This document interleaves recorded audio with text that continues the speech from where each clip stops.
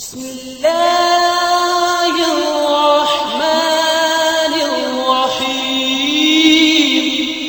دوسری صفت جو قرآن مجید ہمیں بتاتا ہے، صدقہ کرتے ہیں اور دل تنگ ہوتا ہے۔ مومن کا دل صدقہ کرتے ٹھنڈ پڑ جاتی ہے مومن کو۔ اسی طرح مومن کو نماز میں لذت آتی ہے، نماز میں مزہ آتا ہے، اور منافق جو ہوتا ہے اس کو صدقہ کرتے ہوئے دل تنگ پڑ جاتا ہے۔ صدقہ کر بھی لیا تو اس کو خیال آتا ہے اچھا میں نے صدقہ تو کر دیا، میں اگلے مہینے کر لیتا، زکوٰۃ میں نے دینی تھی تو میں اگلے مہینے دے لیتا، اس دفعہ تو بچوں کی فیس بھی ابھی دینی ہے، ابھی تو گھر میں پینٹ بھی کرانے والا ہے، صوفے سارے پھٹے پڑے ہیں، فلاں خرچہ بھی پڑا ہے اور فلاں خرچہ بھی پڑا، اس کو یاد آتے ہیں۔ اور یہ کس کی فیلنگز ہوتی ہیں؟ منافق کی۔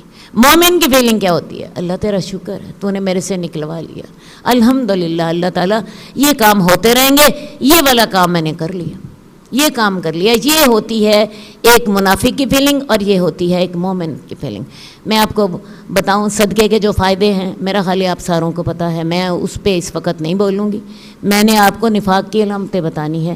ایک ہی بات کر کے میں آگے چلی جاتی ہوں کہ آپ کو پتہ ہے صدقہ کرنے سے انسان کو قیامت والے دن عرش کا سایہ نصیب ہوگا، قیامت کو انسان اپنے صدقے کے سائے میں ہوگا، اور دنیا میں بھی اللہ تعالیٰ صدقے کے ساتھ انسان کی 100 بلائیں ٹال دیتے ہیں، 100 مصیبتیں ٹال دیتے ہیں۔ جس کو آپ صدقہ دیتے ہیں اس کی دعائیں آپ کے حق میں فائدہ آپ کو دیتی ہیں، آپ کی دنیا کی زندگی بھی خوشگوار ہوتی ہے، آخرت کی بھی ہوتی ہے، ٹھیک ہے۔ اب جو ہوتا ہے منافق ہوتا ہے، وہ صدقہ دیتے ہوئے اس کا دل تنگ ہوتا ہے، اس کا دل، اسے ٹھنڈ نہیں پڑتی بلکہ اس کا دل تنگ ہوتا ہے اللہ کے راستے میں خرچ کرنے سے، اور یہ منافق کی خاص نشانی ہے، ٹھیک ہے جی۔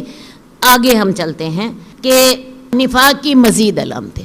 نفاق جس کے اندر ہوتا ہے اس کے اندر تکبر بہت زیادہ ہوتا ہے۔ وہ سمجھتا ہے کہ میں بہت نیک ہوں اور دوسرے لوگ تو بے وقوف ہیں، اپنے آپ کو بہت کچھ سمجھتا ہے۔ اگر اپنے آپ کو سمجھتا نہ ہوتا تو نیکی کرنے کی کوشش کرتا۔ یہ شیطان نے اس کو پٹی پڑھا دی ہے۔ شیطان آپ کو پتہ ہے خود بھی تکبر کا مریض تھا، اور تکبر کی وجہ سے شیطان اللہ کی درگاہ سے راندا گیا تھا۔ اب شیطان انسان کے دل میں تکبر پیدا، تو بڑا نیک ہے، تجھے نیکی کرنے کی ضرورت نہیں، تبدیلی تو لانی چاہیے دوسروں کو، تجھے کیا لانے کی ضرورت ہے۔ اسی طرح جو منافق ہوتا ہے وہ دوسروں کو حقیر سمجھتا، کسی کا شکریہ ادا نہیں کرتا، کسی کا احسان مند نہیں ہوتا، کسی کو سلام میں پہل نہیں کرتا، کسی کے سامنے عاجزی اختیار کرنا اسے بڑا مشکل لگتا ہے، وہ اپنے آپ کو بہت بڑا شو کر رہا ہوتا ہے۔ اسی طرح جو منافق ہوتا ہے توبہ استغفار کرنا اس کو مشکل لگ رہا تھا، وہ اللہ کے سامنے بھی تکبر کر لیتا ہے، جیسے شیطان نے اللہ کے سامنے تکبر کیا تھا، وہ اللہ کے سامنے بھی تکبر کرتا ہے۔ وہ ایسی اس کی تکبر کی بات پکی ہو جاتی ہے، توبہ کی توفیق نہیں ہوتی۔ لوگوں کے ساتھ اس کے رویے خراب ہوتے ہیں۔ میں نے آپ کو بتایا کہ وہ احسان مند نہیں ہوتا، کسی کا شکریہ ادا نہیں کرتا، کسی کی تعریف نہیں کرتا، کسی کو السلام علیکم نہیں کہتا، انتظار کرتا ہے دوسرے مجھے کریں تو میں تب جواب دے دوں، اور بڑا احسان سمجھتا ہے کہ دوسرے نے مجھے سلام کیا تو میں جواب دے دوں، ٹھیک ہے۔ یہ کس کی نشانیاں ہوتی ہیں؟ یہ منافق کی نشانیاں ہوتی ہیں۔ شیطان نے اس کے دل میں اس کو سکھایا ہوتا ہے کہ نہیں بھی نہیں، تجھے کسی چیز کی ضرورت نہیں ہے، تو بہت نیک ہے، تو پہلے ہی بڑی نیکیاں کر رہا ہے، تجھے اور مزید کسی چیز کی ضرورت نہیں ہے، اور یہ چیز اس کو برباد کر کے رکھ دیتی ہے، اس کے علاوہ آپ دیکھیے کہ شیطان کے جو تکبر ہے، تکبر ہی کا ایک پہلو اور بھی ہے، مومنوں کا مذاق اڑاتا ہے۔ آپ نے دوسرے سپارے میں پڑھا تھا نا، جب ان سے کہا جاتا ہے کہ ایمان لاؤ جیسا کہ ایمان لائے لوگ، تو وہ کہتے ہیں کہ کیا ہم ویسا ایمان لائیں جیسا کہ بے وقوف ایمان لاتے ہیں، اور اللہ نے کہا تھا الا انہم ہم السفہاء، سنو یہ خود بے وقوف ہیں۔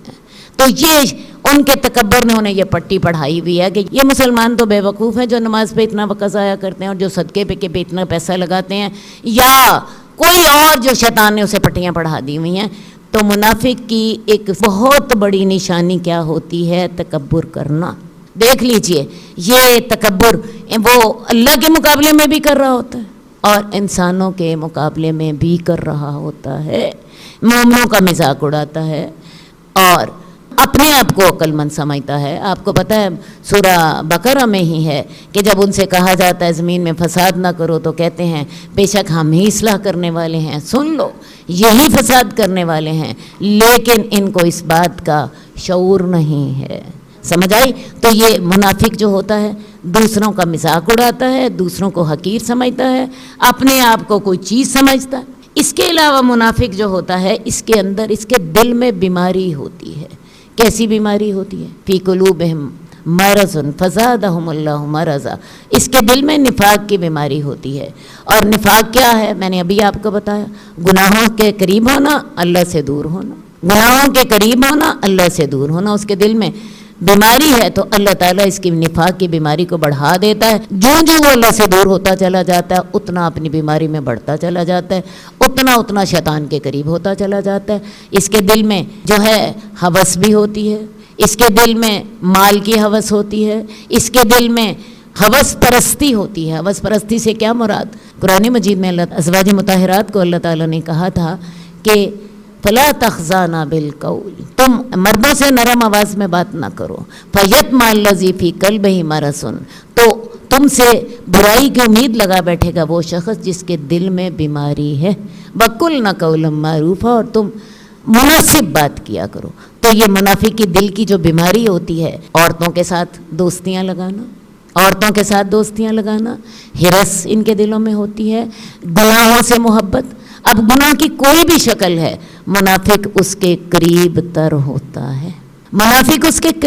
ہوتا ہے۔ اور خاص طور پہ یہ جو الفاظ ہیں قرآن مجید کے ازواج مطہرات کے ساتھ کہ تم نے اونچی آواز سے بات نہیں کرنی کسی غیر مرد سے بات کرتے ہوئے، تو وہ آدمی جس کے دل میں بیماری ہوگی، کس کی بیماری ہوگی؟ نفاق کی بیماری ہوگی، وہ تم سے غلط گناہ کی امید لگا بیٹھے گا۔ اور تم مردوں سے بات کرتے ہوئے کیا کرو؟ ایک معروف طریقے کی بات کرو، نرمی سے اور لچک کے ساتھ بات نہ کرو۔ تو یہ بھی منافقوں کی ایک بہت بڑی نشانی ہوتی ہے۔ جئنا إلى الدنيا كي ندعو إلى الله لننشر الخير في الكون الذي حارى ونرسل العطر من روض الهدى الزاهي ويشرق السلم أنوارا وأنوارا. جئنا إلى الدنيا كي ندعو إلى